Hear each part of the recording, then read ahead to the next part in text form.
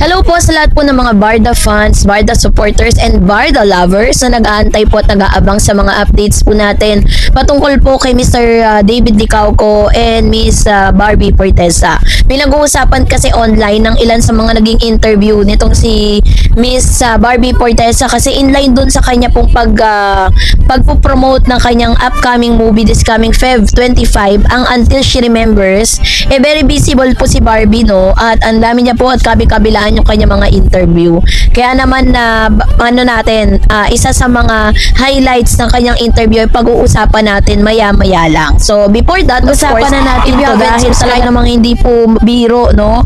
Ang mag-sit down at magpa-interview ang isang Miss Barbie Fortesa. Of course, syempre po, inline dun sa kanyang upcoming movie ay talagang kabi-kabilaan yung interview niya, kabi-kabilaan yung mga guesting, 'di ba? Kasi para po talagang mas ma-promote yung kanya pong upcoming movie. Pero ngayon, meron tayong pag-uusapan kasi meron po siyang ni-reveal dito patungkol dun sa lalaking pinakilig siya pero hindi naman siya tinuluyan. So ito, panoorin natin para maintindihan po ninyo. Let's watch this. Ang next question ko ay, na-fall ka na ba? Siya hindi sure sa'yo. Grabe yung possibility kung nag-holding hands kayo, tapos parang tratuhan yung friends. Parang medyo mali. Pero naiiwasan mo yun. Bakit yung may weight, siyempre ako na lang naman nagpapakita sa sarili ko ngayon. So, palakihin natin. Ay, sorry, hindi natin palalakihin. Hindi. Sparkle artist ba ito? Hindi. Ang tagal na elements. Star magic. Pagkiti lahat ng marriage. Kasi ba, pinapakomplikan niyo yung sitwasyon. Gusto mo ko, gusto kita, pero hindi tayo bakit. Sino ba yung gusto mo na gusto ka pero bakit hindi kayo? Abante, pakinig kayo. Iwasan nating ma-fall sa mga hindi sure sa atin. Yun. So, isa sa mga tumatak na sinabi ni Miss Barbie Fortesa, kasi teaser lang tong kinuha natin, baka mamaya copyright tayo, diba? So, isa sa mga tumatak, sinabi ni Barbie Fortesa na iwasan natin na ma-fall dun sa mga taong, ano sabi niya doon? Ulitin natin, ha? Pakinig kayo.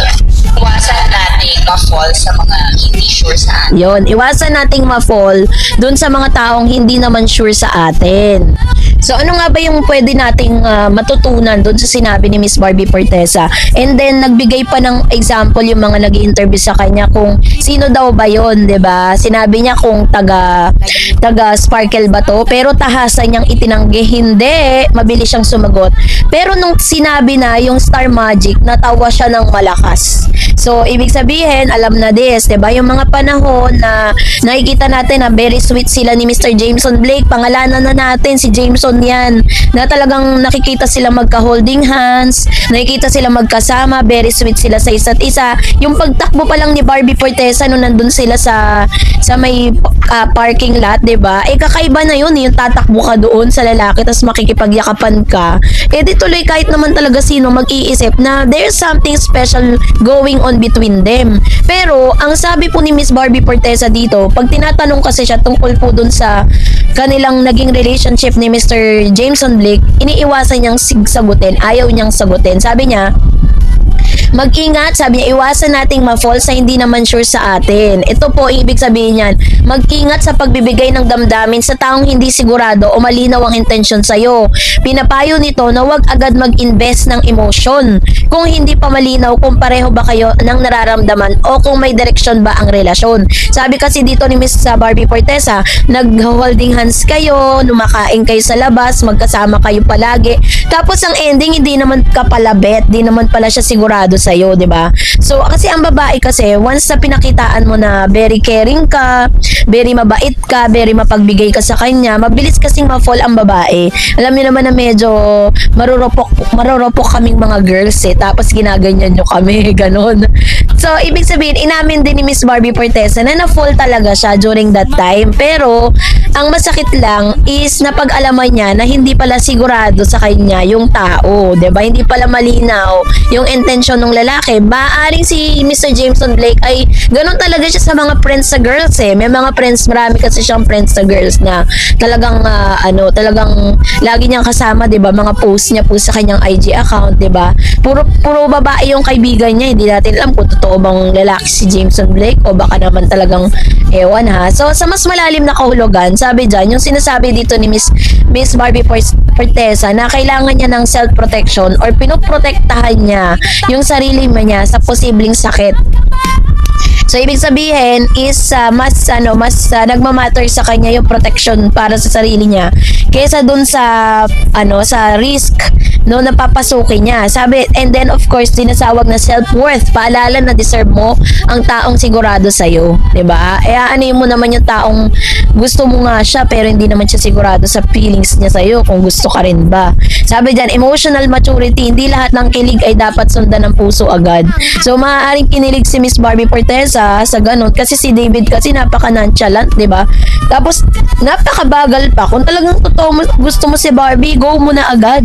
At 'di ba, mga ganun-ganun, hindi na dapat pinapatagal-tagal pa yung mga ganyan. So sa aking opinion, magandang paalala ito na lalo na sa panahon ngayon na uso ang mixed signals at situationship. Hindi ibig sabihin nito na bawal magmahal o sumugal, kundi maging matalino sa pagpili kung kanino ibibigay ang puso. Mas healthy ang relasyon kapag parehong sigurado at committed ang dalawa. Sa madaling salita, okay lang ma-fall basta sa taong siguradong sasaluhin ka. Meron kasing term ang mga Gen Z ngayon, yan ang tawag na situationship, na nag-holding hands kayo, magkasama kayong dalawa, nag-uusap kayo, you spend time together pero hindi talaga kayo. Which means sa other layman's term, pinakilig pero hindi gusto. Pinakilig pero hindi tinuluyan. Pinakilig, pinasaya pero hindi naman pala totoo. Kung walang, baga parang hindi pala sigurado. Kumbaga parang yung kausap mo, isagahanap lang talaga siya ng others friends or friendship, 'di ba? At parang yung ganun yung situationship na okay kayo, feeling nyo magkarelasyon kayo pero hindi. Walang commitment. Yun, that's the term. So, ibig sabihin, ganun yung nangyari kay Miss Barbie Forteza. Kaya ngayon, mas pinipili niya na yung kanyang sarili. Mas pinipili niya na ngayon na yung kalang solo era. Kaya nga nung Valentine's Day, di ba, solo era lang siya. Tapos si Mr. David Licauco naman, namataan sa Baguio. No, kasama niya yung kanyang kapatid na nagka-clubbing sila doon. So, yun ngayon yung sitwasyon ni Miss Barbie Forteza. Kaya no wonder kung bakit ang dami rin talagang nagtaka kung ano nangyari sa kanilang dalawa. So, ibinahagi na nga ni Miss Barbie Forteza yun sa publiko. So, kayo po, anong niyong saloobin patungkol dito, mag-comment kayo sa comment section. And that's it for today. For more videos and updates, please don't forget to like and subscribe, and please don't forget to follow my Facebook page, Dar Eds TV and Dar Eds channel. God bless everyone.